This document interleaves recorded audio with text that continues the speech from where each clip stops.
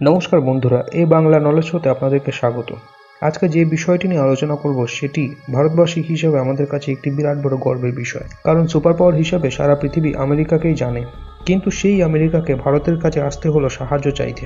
হ্যাঁ বন্ধুরা, আপনারা ঠিকই শুনেছেন, ভারত একটি বিরাট বড় পরমাণু যুদ্ধ আটকে দিয়েছে 2022 সালে। না হলে 2022 সালে একটি বিরাট বড় পরমাণু যুদ্ধ বাধ্য। আর এই পরমাণু যুদ্ধের ভয়ানক ক্ষতিকর প্রভাব সম্পর্কে আমরা সকলেই জানি।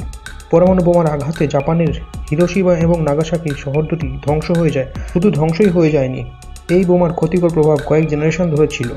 আর আমেরিকার অনুরোধে ভারত এই পরমাণু যুদ্ধ আটকে দিয়েছে। এই কথা আমি বলছি না, এই কথাটি বলছে আমেরিকার প্রতিষ্ঠিত মিডিয়া, যে মিডিয়া সবসময় ভারতের বদনাম করতে লিপ্ত থাকতো এবং বিভিন্ন ভারত বিরোধী সংবাদ পরিবেশন করত। আর সেই মিডিয়াই আজকে সারা ইউরোপ এবং আমেরিকা জুড়ে ভারতের জয় জয়কার করছে। আমেরিকা এবং ইউরোপের যত নামকরা মিডিয়া আছে, যেমন CNN, ব্লুমবার্গ, সব এই খবরটি প্রচার করছে যে আমেরিকা 2022 সালে চীন এবং ভারতের কাছে সাহায্য চেয়েছিল, এই বলে যে আপনাদের তো রাশিয়ার সাথে ভালো সম্পর্ক আছে, আপনারা রাশিয়ার সঙ্গে কথা বলে রাশিয়াকে বোঝান, নাহলে রাশিয়া ইউক্রেনে ভয়ানক পরমাণু যুদ্ধ শুরু করে দেবে এবং সেই যুদ্ধ প্রথমে ইউরোপে এবং তারপর সারা বিশ্বে ভয়ঙ্করভাবে ছড়িয়ে পড়বে।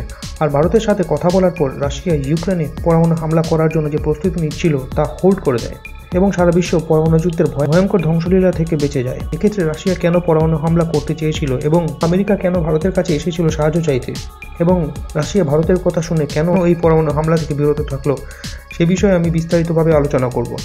রাশিয়া ইউক্রেন যুদ্ধ যখন শুরু হয় তখন একটি খবর ছড়িয়ে পড়েছে ইউরোপের কিছু দেশ, বিশেষ করে ব্রিটেন, ইউক্রেনকে ডার্টি বম সাপ্লাই করতে পারে এবং এতে রাশিয়া খুব চিন্তায় পড়ে যায়। কারণ ডার্টি বম হলো পরমাণু বোমারই একটি ছোট ভার্সন। অর্থাৎ এই পরমাণু বোমা যদি 100 কেজির হয় তাহলে ডার্টি বোম 1 কেজি ছোট ছোট পরমাণু বোমা। আর এই ডার্টি বোমের প্রভাব খুব ভয়ঙ্কর হলেও তা পরমাণু বোমার তুলনায় অনেক কম এরিয়া ক্ষতিগ্রস্ত করে এবং এই ডার্টি বোমে সুদূর প্রসারী ক্ষতিকর প্রভাব পরমাণু বোমার মতোই হয়। আর যে খবরটি ছড়িয়ে পড়েছিল যে ইউক্রেন ইউরোপিয়ান দেশগুলির কাছ থেকে ডার্টি বম নিয়ে তাদের নিজেদের সেই সব এলাকায় প্রয়োগ করবে যে এলাকাগুলি রাশিয়ান সেনারা দখল করে রেখেছিল, এবং এই ডার্টি বোমের প্রয়োগে একটি ভয়ঙ্কর পরিস্থিতির সৃষ্টি হতো এবং লাখ লাখ রাশিয়ান সেনা মারা যেত, যা রাশিয়ার কাছে খুবই একটি বিপজ্জনক পরিস্থিতি তৈরি হতো।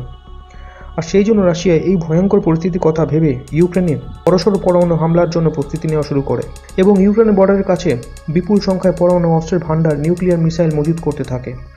আর এই ক্রিটিক্যাল পরিস্থিতিতে আমেরিকাও চিন্তায় পড়ে যায় এবং সেই সময় তারা সরাসরি ঘোষণা করে দেয় যে রাশিয়া যদি ইউক্রেনে পরমাণু হামলা করে তাহলে তার জবাবে আমেরিকাও সরাসরি রাশিয়ার ভেতরে পরমাণু মিসাইল দিয়ে হামলা করবে।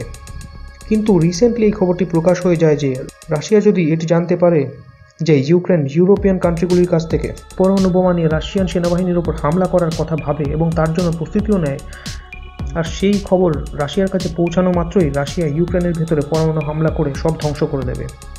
আর আমেরিকা যখন দেখলো যে পরিস্থিতি খুবই ক্রিটিক্যাল, কারণ ইউক্রেনের পরমাণু হামলা নয়, পরমাণু হামলার প্রস্তুতির খবর পাওয়া মাত্র রাশিয়া ইউক্রেনে পরমাণু হামলা করবে।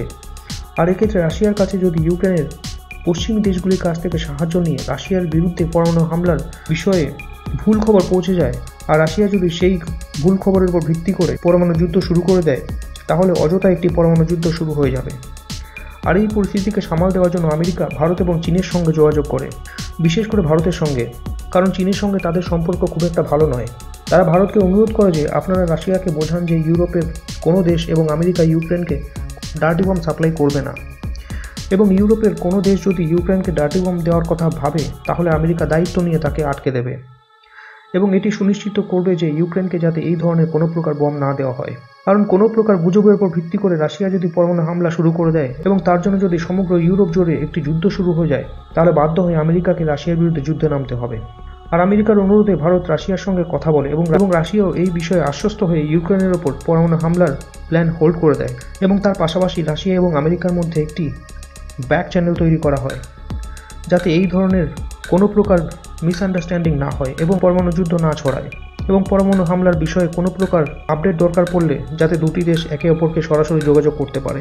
আর ভারতের জন্য 2022 সালে একটি ভয়াবহ পরমাণু যুদ্ধ থেকে শুধু ইউরোপই নয়, সারা বিশ্ব রক্ষা পায়। আর সেই জন্য সমস্ত পশ্চিমী মিডিয়াগুলি ইউরোপ এবং আমেরিকাতে ভারতের খুব প্রশংসা করছে। তো বন্ধুরা, এর থেকে আন্দাজ করা যায় যে ভারতের কূটনৈতিক প্রভাব কতটা শক্তিশালী, যে দুটি সুপার পাওয়ার ভারতকে কন্ট্যাক্ট করেছে পরমাণু যুদ্ধ আটকানোর জন্য, এবং এটি আমাদের জন্য একটি বিরাট বড় গর্বের বিষয়।